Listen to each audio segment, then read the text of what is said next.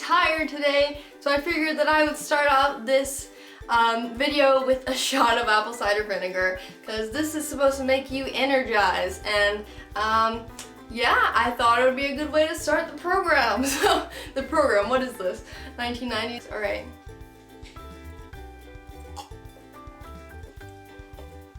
Oh,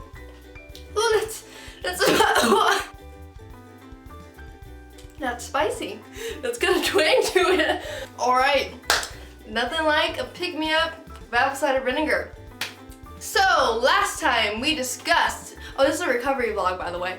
So last time we discussed, it was the day before I was going to see my Lyme doctor, because I recently found out that I had Lyme disease, and I probably had it since like 2012, and it got diagnosed, and I did treatment for it, but it never went away. It's chronic Lyme, who would have thought?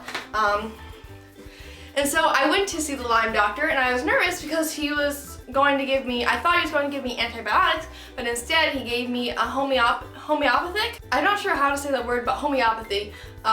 He gave me a homeopathic medication that is supposed to kill the Lyme disease. So the side effects of the medication is that my Lyme side effects will get a lot worse. It's not really the side effects of the medication, but it's the side effects of the Lyme dying off. So every symptom I've had that I never really associated with Lyme, because I never knew I had Lyme, I now know is Lyme because it's like 10 times worse. Like, oh, it's awful. So I've been really fatigued lately, and I've been having a lot of anxiety and depression, which is one of the symptoms. And so my depressive symptoms are back, my anxiety's high. So I just haven't felt up to filming, and I'm sorry about that. I'm sorry I didn't get a video out last week. But I've just been trying to take it easy, and school has been stressful too. So the next medical thing I wanted to talk about was that I decreased my Risperidone, which is also, that's my antipsychotic medication. And that could be part of the reason why my anxiety has been higher too, and it probably is.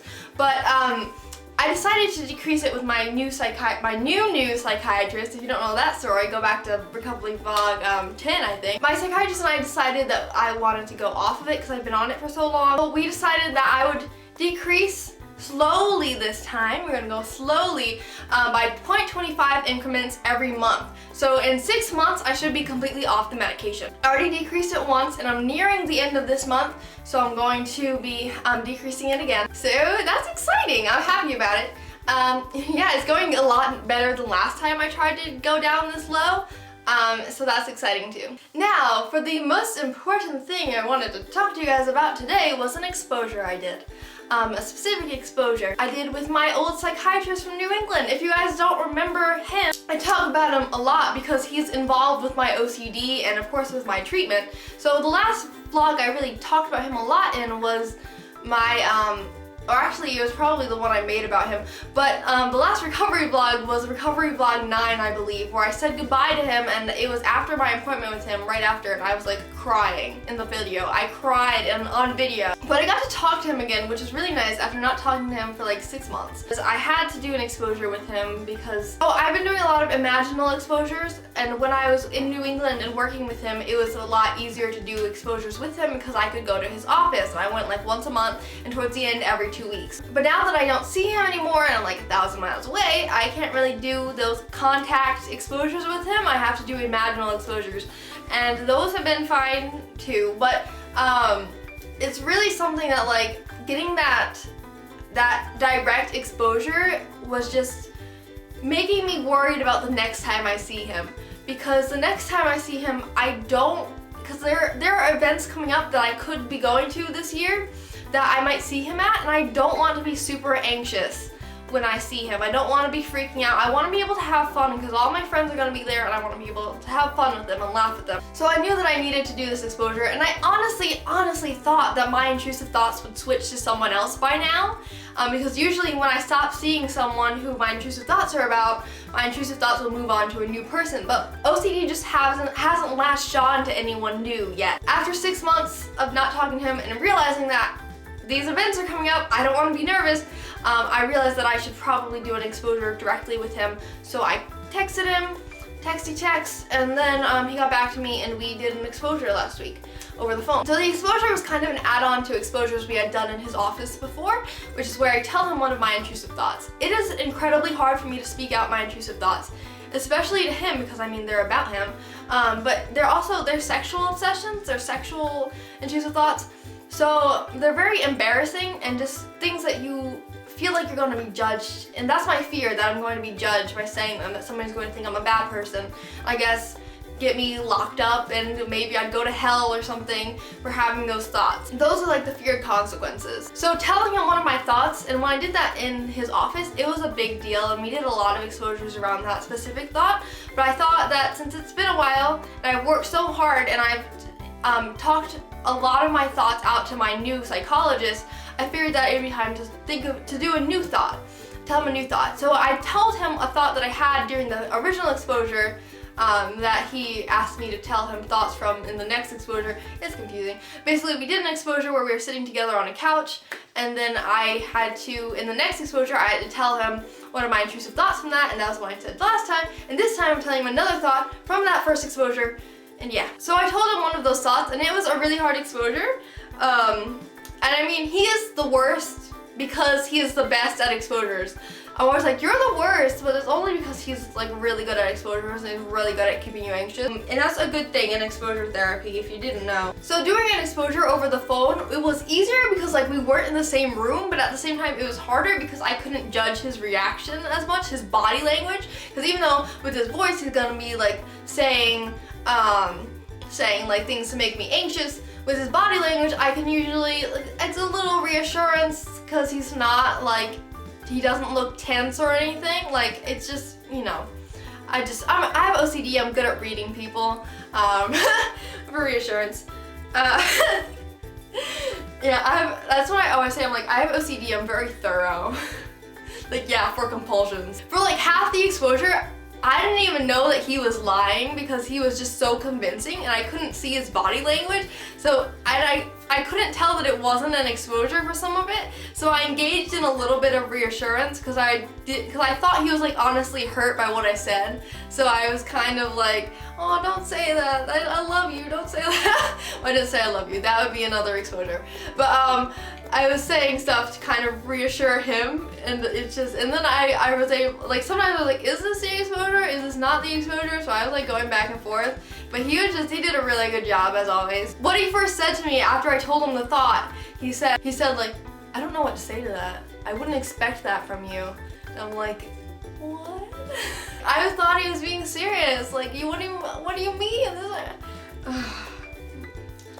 Anyway, and I sat in silence. We had a little bit of awkward silence. I didn't know what to say to that, and like, I just didn't know what to say to that. I was kind of just sitting there like, I think I just broke this man. Which is a totally opposite reaction of like what I've had when I tell my new psychologist my thoughts, because she usually doesn't do anything to make it worse. She'll just like, she won't say anything back. I mean, I guess it's kind of reassurance because it's not making the thought worse, but it's also still an exposure. But yeah, when he made it worse, it was really hard.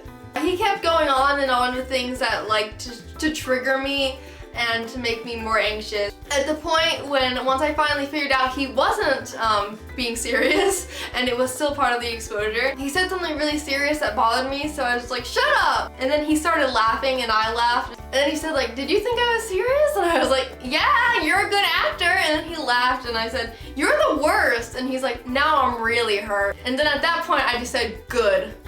Because that's the kind of relationship we have. And yeah, the rest of the call was like fantastic. Just being able to catch up with him. I got to learn about all the things that the OCD program is doing because they grew a lot since I left, and I got to hear all of those updates. And I told him all about my progress, and he seemed really proud of me, especially with the religious OCD. And we talked about how like I separated my religion from my faith a lot more now.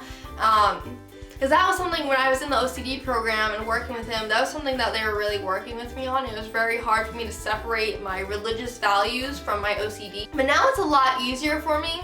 So take heart, guys. It does get easier if you're struggling with that. I also told him that I am now going to a Messianic synagogue. And he said something like, are there any single men for you to talk to? And I said, No, they were mostly old married men, so not my playing field, and also kind of triggering. And he said something about that being like a trigger that I now welcomed, and I don't remember exactly how he said it, but I kind of liked how he said it. How I welcome triggers now, and it's like I'm not afraid of being anxious anymore.